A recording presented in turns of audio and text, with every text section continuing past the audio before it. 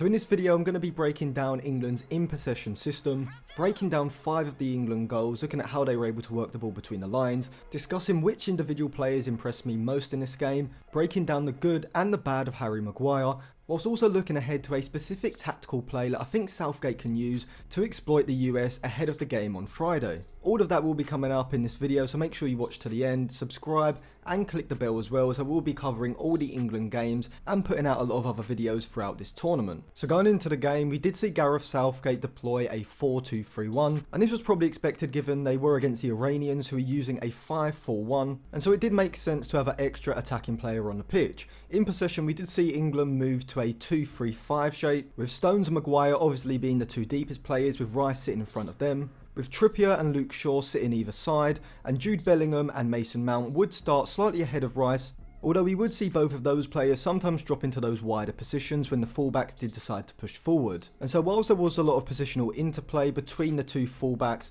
and the two central midfielders ahead of Rice, that 2-3-5 shape that we do see a lot of teams around Europe deploy did remain constant for England, so that will probably be the system that we see England use in possession. But that 2-3 shape that England used in the deeper areas when they did have possession was pretty expected. However, what we did see is the wingers, both Saka and Sterling, rather than holding their width as we do see someone like Ten Hag and Guardiola use with their wingers, we saw Saka and Sterling both moving in field between the lines. And we did see England have quite a lot of success moving the ball between the Iranian midfield and defensive lines, with Mason Mount, Sterling and Saka being the main players receiving the ball in behind that Iranian midfield four. And we saw this with the first goal, with Maguire being able to stride forward with the ball, and to be fair to him, he played an excellent system splitting pass. But if you look on the right side, you can see Jude Bellingham, rather than holding a deeper position alongside Declan Rice, has pushed up in behind the Iranian midfield line, and you'll see the benefit of this as the move goes on. It goes out to Sterling, who then plays a great pass, allowing Luke Shaw to first time deliver across. And because of Bellingham's advanced position, none of the Iranian midfielders are able to track him, and the Iranian backline aren't able to adjust in order to pick up Bellingham, meaning that when the cross does come in, he's got a free run at it, and it's a fantastic header past the keeper,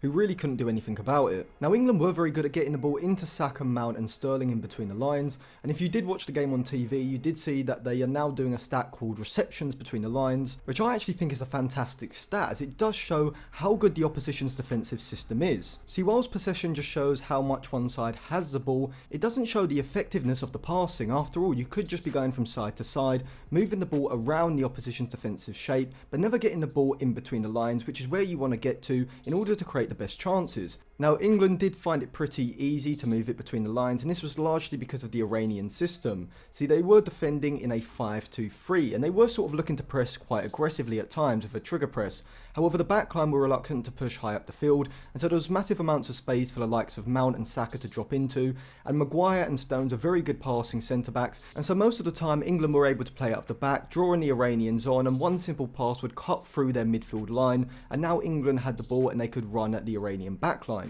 The second England goal did come from a corner, and we did see how effective Maguire can be from set pieces. Earlier on in the game, he did hit the bar from a header from a corner from the right side, and England should have also had a penalty when Maguire was wrestled to the ground. But the second goal came from a deep corner, with Maguire winning the knockdown, and Saka waits for the ball to bounce before smashing it in the top corner. And I think with England, we do see how effective Maguire can be from set pieces, and it does make you question why Manchester United aren't able to use him in a similar way. When I made a video a few months back explaining how I would use Maguire as a libero, joining the attack and looking to get on the end of crosses, a lot of people did call me crazy. However, I think with England you can see how effective he can be, and I would like to see this transition maybe into open play and not just from set pieces. And it could be a fantastic goal threat for England, particularly later on in the tournament. But of all the goals England scored, I'd probably say the third goal was my favourite. We saw England building out from the back, and you can see that the Iranian front five are looking to press at England aggressively around their box, but this leaves massive amounts of space in behind them in front of the back line. And you can see here both Saka and Sterling are high and wide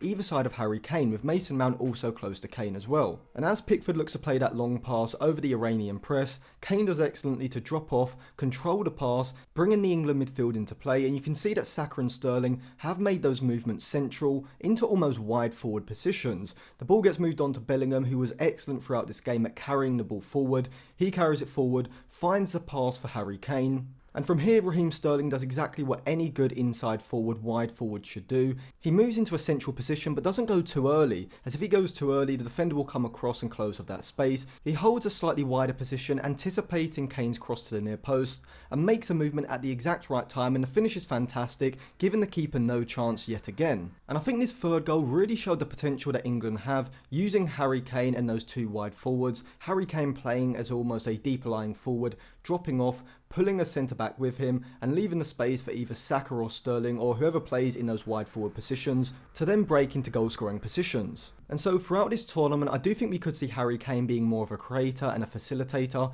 while the two wide forwards, whoever plays either side, become the main goal-scoring threats for England. The fourth goal once again comes from the front three working in tandem. You see Sterling gets on the ball, does well to drive past the Iranian player, and plays a pass at the exact right time to Saka, who's pulled off into a wider position. Rather than making an early central run, he holds his position, which opens up that space. The ball goes out to him, and he does fantastically. He's composed, he doesn't rush his shot, and waits for the shooting position to open before nestling it in the bottom corner. And I think even though it was against Iran, I think this does give me great confidence for Saka, his ability to shoot around the box. The first goal was incredibly hard, as it was an instinctive shot which he took well. The second goal required a lot more thought, but the finish was just as good, and this confidence should carry over into future games. So I am interested to see how Saka will do in these kind of shooting positions around the box against the US and against Wales. The first Iranian goal, which made it 4-1, did put a slight dampener on England's performance, however not anything serious to cause any real concern. However, I do think even though Maguire was excellent in this game throughout it, particularly in possession and from set pieces, this goal did highlight his lack of ability to move his feet quick, as he moves out with the Iranian attacker, which is the right thing to do to close down Taremi. However, as Taremi makes a run off of the back of him, he's got to move his feet a lot quicker to be able to adjust and cut off that pass in behind him. However, you could also make the argument that John Stones should have read the situation around him. England do have a spare man in the box, and so he potentially should have seen that Maguire had been pulled out with Taremi's deeper positioning and moved across earlier to cut off that pass. So I'd probably have to split the blame between both Stones and Maguire. Maguire can't adjust in time and Stones doesn't get across in time, but it's a fantastic finish for Taremi beyond Pickford, who didn't really have any chance with this goal. The fifth England goal once again came from one of the wide forwards. This time it was Rashford. Kane brought the ball down spectacularly, and you see the interplay between Kane and the two wide forwards. Kane drops deep, receives the ball, Rashford makes a run wide of the centre-back, and when the pass from Kane goes into Rashford, his composure to just send the Iranian defender the wrong way, and then calmly slot the ball past the keeper, means that Southgate has a number of great options in those inside forward, wide forward positions, whatever you want to call them. And I think alongside Harry Kane in that front three, particularly as England go into the knockout stages, against sides where they aren't going to have as much possession as they did in this game and are going to have to counter quickly, it definitely bodes well with Sterling, Rashford and Saka all showing their finishing ability when they are able to get into goal scoring positions in the box, particularly in these wide areas where both Saka's second goal and Rashford's goal came from. However, it is important to not get completely overhyped with England's performance, as it was against Iran, who probably apart from Qatar are the worst team at this tournament. The game against the USA is going to be substantially harder, because not only do the US have superior individual players, but they're also going to be superior tactically. Against Wales, we saw their willingness to press man-to-man high up the pitch, and I do expect them to do the same against England, pressing in a 4-3-3 shape, with one of their three central midfielders probably pushing up onto Declan Rice. Now this is going to mean that Pickford, Stones, Maguire and Rice are going to be under a lot more pressure when they receive the ball in their build-up, but England are going to have more space on the flanks, with the US using that narrow 4-3-3 system. So Pickford needs to be able to ping those balls over the US pressing line into Trippier and Shaw. And unlike in this game where we saw both Sterling and Saka moving infield a lot earlier on,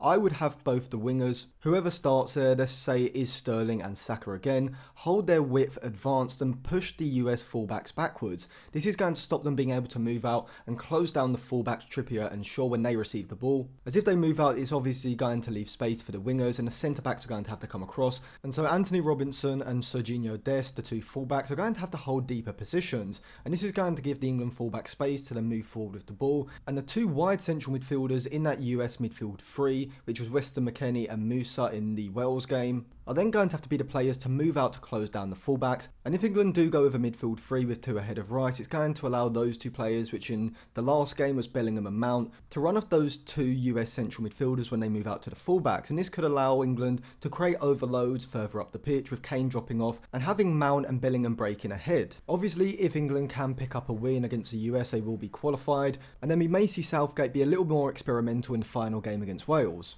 I will be releasing a video probably tomorrow or maybe the next day on why I would actually switch to a 5 at the back system for the knockout stages. But for the group stage games against Wales and America, I do think England should probably stick with this 4-3-3, 4-2-3-1 kind of shape, with Bellingham and either Mason Mount or James Maddison playing as the other central midfielder ahead of Declan Rice, floating between the lines. And because obviously there are a lot of games going on at the moment, if you do want me to cover a certain topic, a certain match, a certain team, let me know in the comment section, and I'll try to get round to as many as possible. I will be doing all of the analysis of the England games. Whilst this game against Iran wasn't that much of a tactical spectacle, it was more about the individual performances. Against America, I think we will see how good Southgate actually is in this tournament. But in terms of individual player performances, I think it's looking very promising, particularly for the attackers. I think Kane works especially well with the two wide forwards. Bukayo Saka looks deadly in front of goal from those shooting positions around the edge of the box, whilst both Rashford and Sterling have the ability to make those runs in behind the back line ahead of Kane into goal scoring positions. So regardless of whether England switch to a 3-4-3 system and take out one of the attackers for an extra centre back, or stick with this 4-3-3, 4-2-3-1 hybrid kind of system, I think utilising the ability of the wide forwards either side of Harry Kane to run in behind is definitely the best way for England to create chances. And that's certainly going to be the case when we get to the knockout rounds, and England have to defend without the ball a lot more often than they did in this Iran game. But I do also have to say I am kind of on the fence with Harry Maguire starting. I do still think he's kind of a liability defensively, and we saw this with the first Iranian goal with his lack of ability to move his feet quickly. Though you have to say in possession he's a valuable asset for England in terms of his passing, his ability to break the lines, as he did for the first goal with that pass into Mason Mount between the lines. And once you factor in his ability from set pieces to win headers, whether this is knocking the ball down as he did for Saka, or attacking the ball with a header on goal as he did when he hit the crossbar, you have to say he's arguably one of England's biggest defensive threats, and that could definitely be of value as we get into the latter stages of the tournament and England have less chances from open play.